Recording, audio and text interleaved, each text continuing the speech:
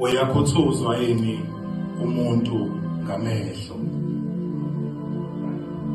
Aphucwe konke asale nezimbambo ziphelele.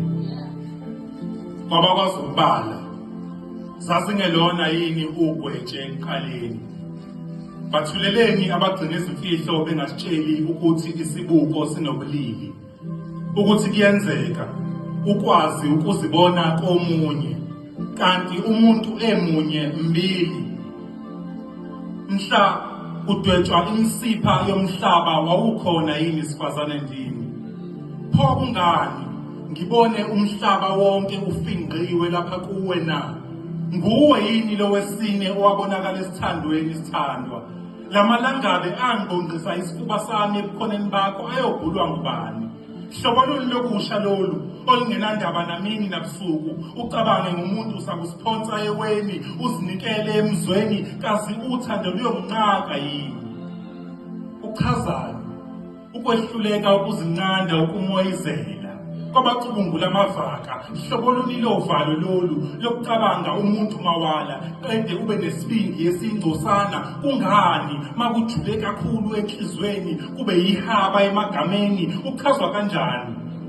Uchazwa kanjani lo muzwa ojule kangaka ngamafuphi? Zithini izibalo ngokuchichima enhlizweni? Imuphi umehluko phakathi kokuminza nokuba sothandweni wedwa? Ngiyakuphulukiswa kanjani?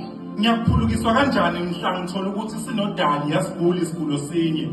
Ukhona inoselibele lapha umbiko wami kamuva ukuthi mina ngiyigogogo, ngakho-ke ukushoda nokuchichima kuhlangana kanjani? Ngoba mina ngiyashoda, kepha wena mntakwethu, wena uyikho konke umdali owayekufisa ngomuntu.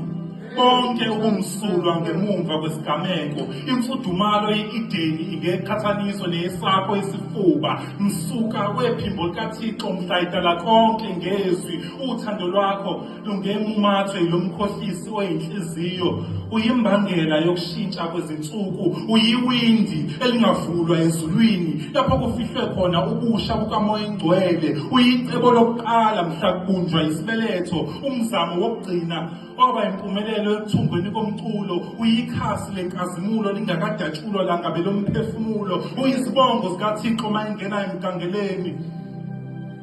Ngiyakuchaza kanjani mntakwethu? Sizakwenza njani ngale nhliziyo yami ekuthanda zonke izinsuku? Zinamandla yini izintaba masiqhathaniswa nesamba senkambo yakho? Ubuza isihlava, ikhwibi lingaxosha icathama. Linamandla yini ukhahlamba maliqhathaniswa nawe mntakwethu? Ngizakuchaza kanjani ekhaya ukuthi sengifisa ukuphuma ekhaya? Thank you.